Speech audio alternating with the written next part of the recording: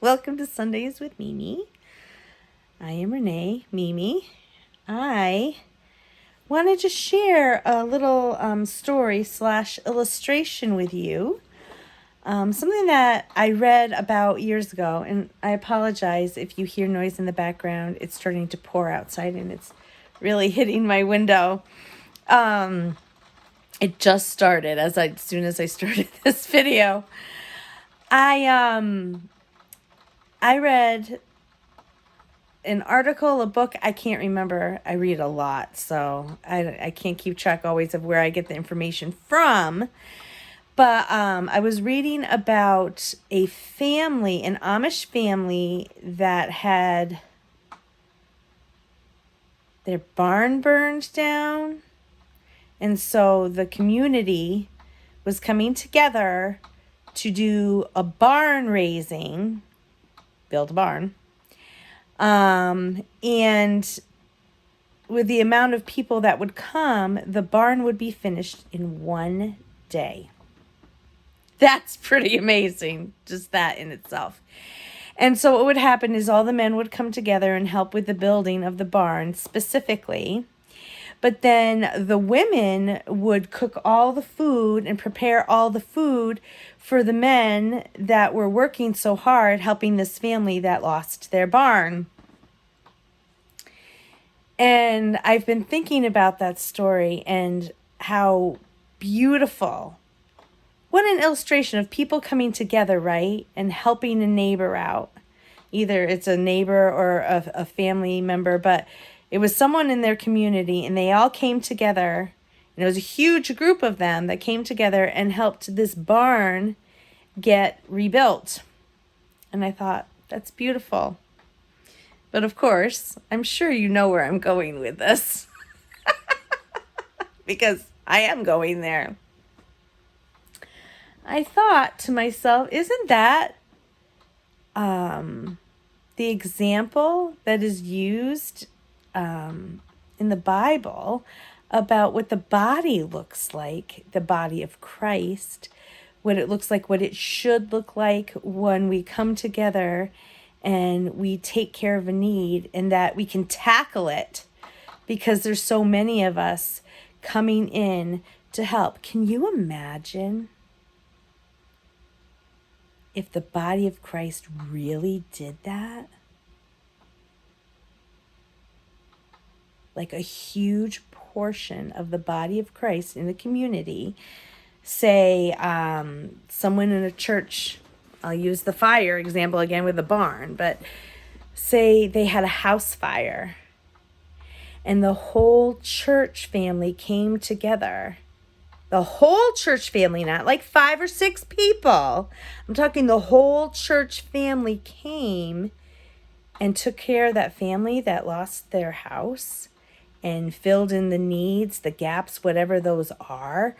How quickly and how fittingly it would be taken care of. Can you imagine? Here's the thing. We are called to do that. And a lot of times we'll just ignore the call because we figure someone else will do it. When I was growing up, something that would be done, and it's still done. It's still done. I still see it in churches happening all the time. Is if there's a need that needs to be filled, the youth pastor will take the young people and they'll come together, all of them, and they'll go help an elderly person move out of their home, or go help clean the church. And the youth pastor is doing this to show them what the body of Christ is to look like. And, this is what we do as Christians, as the body. This is how we help people. But this is my problem with it. I don't have a problem with a youth pastor sharing that. And using that as an example and having the youth go out and do it.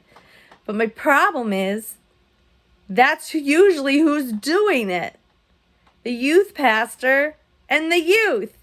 The youth grow up, they start doing their own thing, and they're not the youth anymore. They wait for the youth group to jump in with the youth pastor to take care of what have you.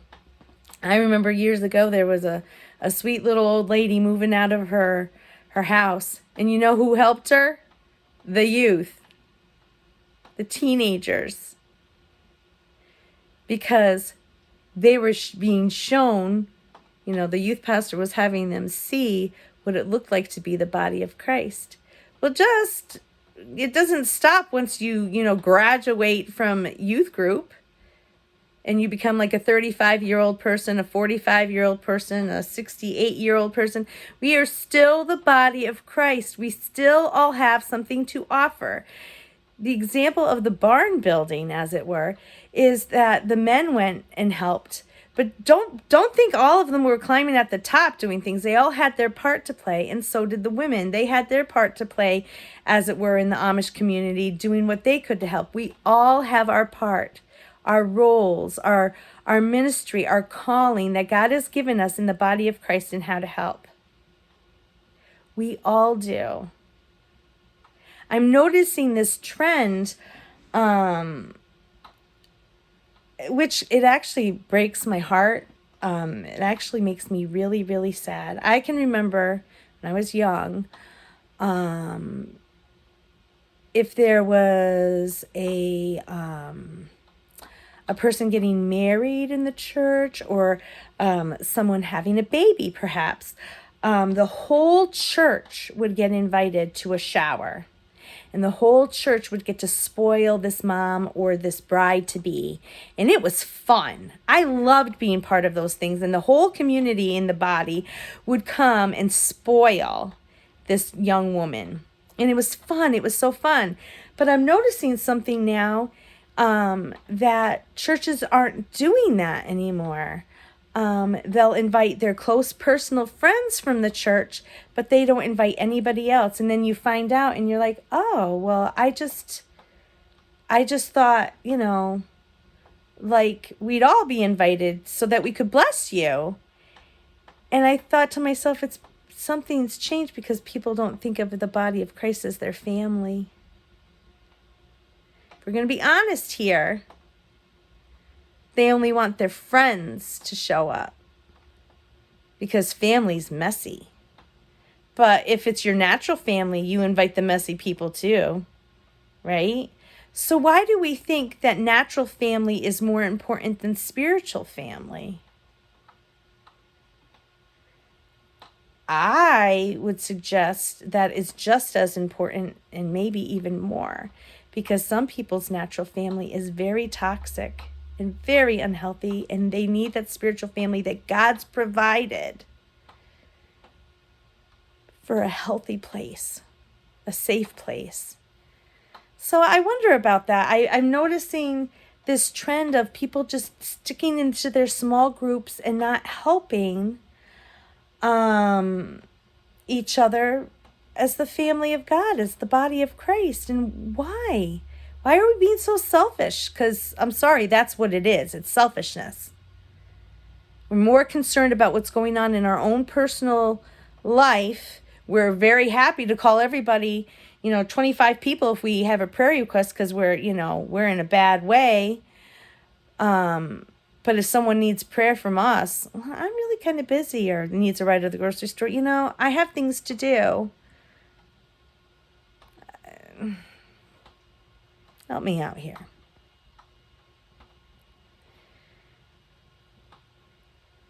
I would love to see us work at being the body, loving people we don't really know, but loving them anyway because they're our family. The only way you get to know people is if you reach out. I notice a lot of people too. Well, I don't know anybody in church. Well, did you go up and say hi? I'm tired of the excuses, frankly.